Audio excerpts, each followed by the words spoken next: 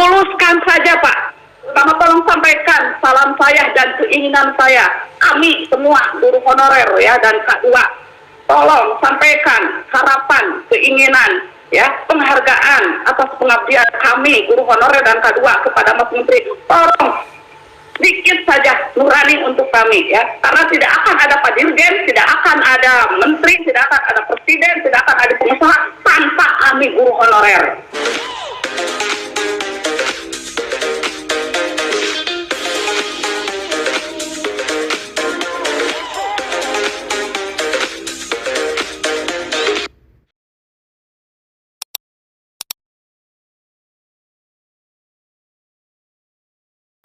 Terima kasih sekali lagi kepada semuanya.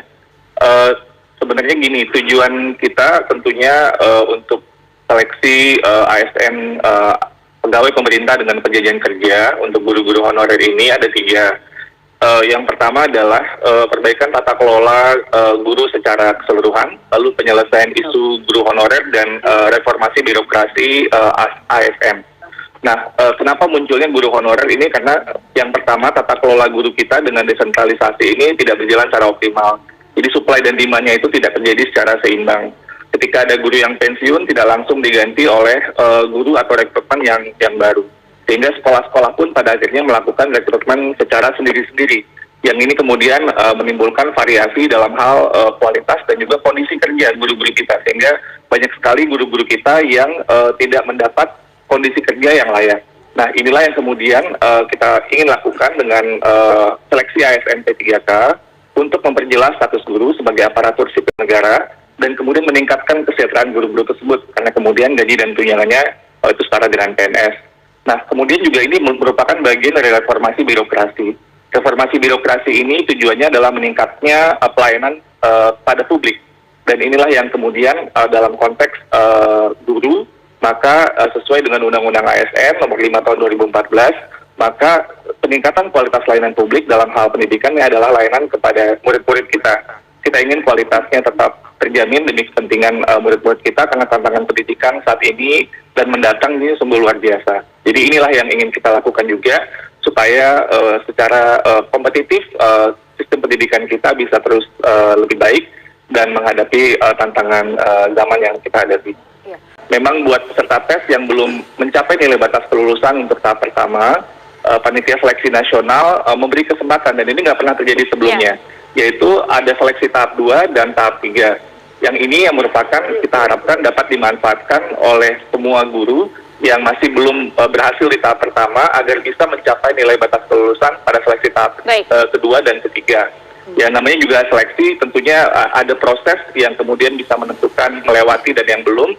Kita sangat paham sekali dengan kekecewaan yang ada di tahap pertama ini, namun masih ada tahap kedua dan tahap ketiga, sehingga kemudian bisa mempersiapkan lebih baik lagi dan saling memberi dukungan. Harapan kita semua adalah semua ibu bapak guru dapat lulus di seleksi ASN tahun ini. Baiklah, selamat pagi Pak Dirjen. Selamat pagi, Assalamualaikum Bu. Iya, Waalaikumsalam warahmatullahi wabarakatuh. Ya, barangkali ini saya mau curhat ya. Kaitannya dengan pelaksanaan hari kemarin, kebetulan saya ikut tes yang kedua kali di P3K itu, setiap sesi pertama ya, sesi tanggal 13 hari Senin gitu ya. Apa yang saya sampaikan tadi ya ke Mas Bayu dan Mbak itu ya, itu betul-betul terjadi Pak di lapangan ya. Jadi terutama itu untuk kompetensi teknis ya Pak, itu sangat tinggi sekali dan peningkatannya dari pengalaman kami testing yang 2019, nilainya itu sangat tinggi sekali Pak peningkatannya. Kalau nggak salah untuk teknis tahun 2019 itu nilainya cuma nilai passing grade-nya cuma 65 gitu. Sementara sekarang saya aja yang guru BK passing grade itu 285 Pak. Jadi di teknis itu hampir semua, bukan hampir semuanya itu tidak ada yang passing grade Pak. Bu Sus, jadi apa yang ingin diminta ke Pak Dirjen mumpung saat ini? Jadi saya, ya betul, saya minta ke Pak Dirjen ya, tolonglah luluskan saja Pak yang testing semuanya itu, yang honorer, yang K2, apalagi K2 itu cuma 84 orang itu di Jawa Barat Pak, cuma 84 orang, kemudian juga itu sudah ada yang meninggal satu sebelum tes Pak, dia meninggal sebelum pelaksanaan tes, dia sudah meninggal, yaitu dari Kabupaten Tasikmalaya Pak, sudah ada yang meninggal. Baik. Dan tolonglah luluskan saja, tolong, terutama tolong sampaikan salam saya dan keinginan saya, kami semua guru honorer ya dan K2, tolong sampaikan harapan, keinginan, ya, penghargaan atas pengabdian kami guru honorer dan K2 kepada Mas Menteri. Tolong sedikit saja nurani untuk kami ya, karena tidak akan ada Pak Dirjen, tidak akan ada menteri, tidak akan ada presiden, tidak akan ada pengusaha tanpa kami guru honorer. Baik, silakan Pak Dirjen. Jadi angkat saja itu, ya baik. semua luluskan saja, Ya. angkat jadi P3K. Oke.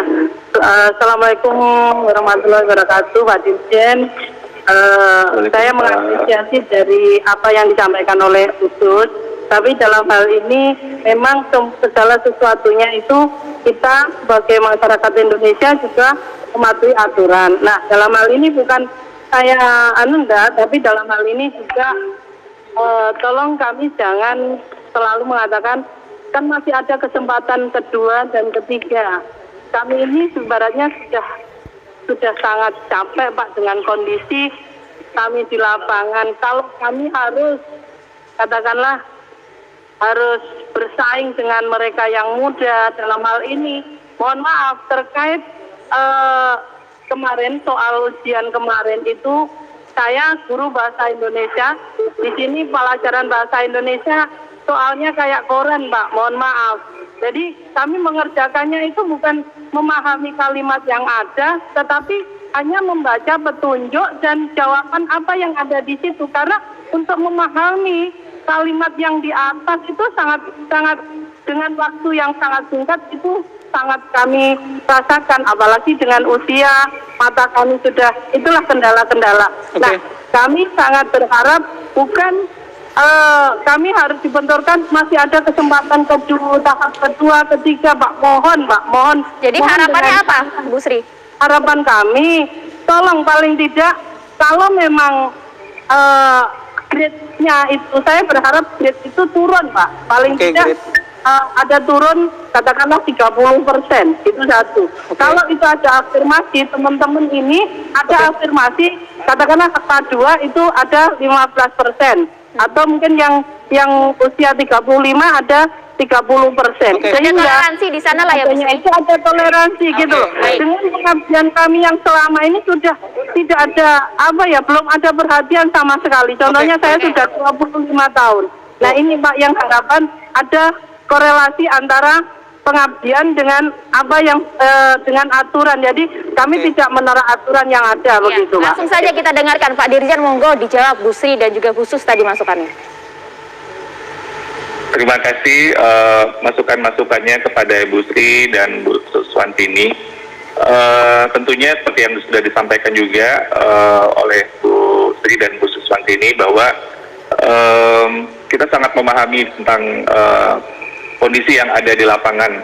Tentunya ini menjadi perhatian kita semua, Ibu.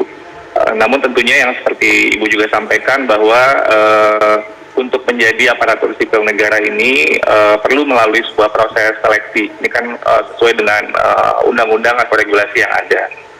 Nah, pemberian afirmasi berupa bonus nilai ini kepada non-ASN yang berusia 35 tahun ke atas dan juga untuk guru honorer PHK 2 ini tentunya sudah kita khususkan karena sekali lagi kita ingin yang ini sebelumnya tidak ada dalam seleksi ASN sebelumnya dan kemudian kita berharap tentunya dengan kesempatan yang lebih banyak pada tahun ini kita pun juga bisa memastikan bahwa guru-guru kita bisa memaksimalkan kesempatan yang ada ini. Jadi kami harap tetap kita berjuang untuk memaksimalkan Ibu, mungkin jangan patah semangat dulu. Kita bisa melakukan berbagai macam untuk belajar, mungkin bersama-sama dan tentunya kita saling terus mendorong supaya kesempatan ini bisa dimanfaatkan dengan semaksimal mungkin.